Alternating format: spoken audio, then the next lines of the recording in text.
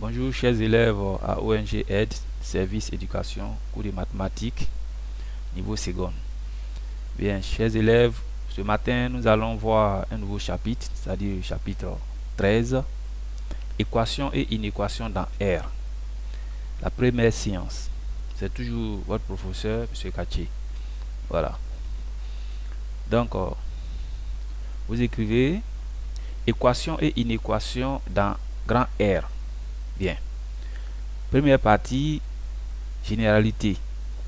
Petit 1, équation et inéquation. 1, équation. Bien. Soit x un nombre réel, considère l'égalité E, c'est-à-dire l'équation E. 1 sur x plus 2 moins 1 sur x moins 2 est égal à 4 sur 2x plus 1. Cette égalité est vraie si x est égal à moins 3 ou x est égal à 1. Cette équation a-t-elle d'autres solutions?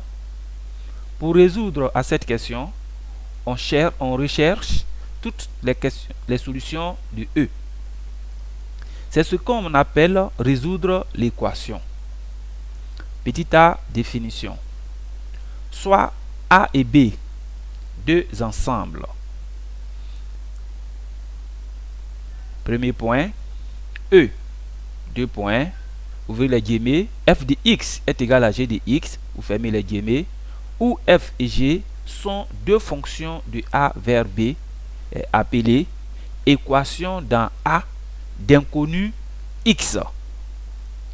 Tout élément alpha de A vérifiant f de alpha est égal à g de alpha est appelé solution de l'équation E. Le dernier point, résoudre dans A l'équation E, c'est rechercher l'ensemble des éléments de grand A qui sont solutions de l'équation grand E. Petit b, remarque, vous allez à la ligne, mettez un point. Le nom utilisé pour l'inconnu est sans importance. Les équations f de x est égal à g de x et f de t est égal à g de t ont le même ensemble de solutions. Le dernier point, avant de résoudre une équation, il convient, si nécessaire, de préciser les contraintes sur l'inconnu. Ici, lorsque je parle de contraintes, je parle comme si c'était l'ensemble de définition. Parce que lorsque vous avez une fonction, il faut d'abord, pour pouvoir la résoudre, il faut d'abord connaître son ensemble de définition. Donc, quand on parle de contraintes, c'est un peu ça. Mais ici, vous n'allez pas écrire ensemble de définition, mais plutôt contraintes. Et voilà un exemple qui suit. Exemple, soit E. C'est-à-dire, quand je dis E, c'est l'équation. 1 sur x est égal à 2 sur x plus 1. À la ligne, contrainte sur l'inconnu. Ici, vous voyez que ces deux fonctions sont des fonctions rationnelles. Donc, pour déterminer l'ensemble de définition d'une fonction rationnelle, on se base uniquement sur le dénominateur. Donc, ici, si vous voyez x différent de 0 et x différent de moins 1, c'est pour ces deux équations que vous voyez en face de vous ici. Voilà. Donc, avant de résoudre, il faut d'abord écrire contrainte sur l'inconnu. Vous dites x différent de 0, x plus 1 différent de 0, et puis vous faites la résolution pour dire x différent de moins 1. Bien. Maintenant, vous allez à la ligne, vous dites résoudre pour déterminer la solution de cette équation, c'est-à-dire de l'équation. Donc, voilà un peu comment il faut faire pour pouvoir résoudre une équation.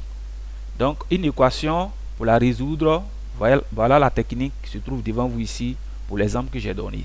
Bien, maintenant nous allons passer en petit 1, 2. Inéquation. Petit a, définition. Soit grand A, un ensemble. J'ai écrit ici grand I parce que je parle de inéquation. 2 points. Ouvrez les guillemets, f de x inférieur ou égal à g de x. Vous fermez les guillemets. Où f et g sont deux fonctions de A vers grand R. Virgule est appelée inéquation dans A d'inconnu x. tout élément alpha de A vérifiant f de alpha inférieur ou égal à g de alpha est appelé solution de l'inéquation I. Résoudre dans grand A l'inéquation I, c'est rechercher l'ensemble des éléments de A qui sont solutions de I. Donc, chers élèves, vous voyez, ce cours, c'est un cours un peu littéraire. Voilà, c'est une manière de vous montrer comment est-ce qu'on peut résoudre une équation et une inéquation. Donc, ce n'est pas difficile, il suffit seulement de lire simplement déjà la définition de équation. Vous lisez aussi la définition de inéquation. Vous verrez que c'est à peu près les mêmes choses que nous avions pour habitude de voir à tout moment. Donc, ceci étant, on va essayer de s'arrêter à ce niveau. Vous essayez de bien lire parce qu'on n'a pas assez de temps. Aujourd'hui, on n'a seulement que 1 heure. Voilà. Donc, on va prendre ce temps-là. C'est 1 heure là pour pouvoir mieux comprendre ce que le professeur vous a expliqué. Voilà. Donc, chers amis, je pense que on va se revoir pour la prochaine fois et prenez soin de vous. Merci.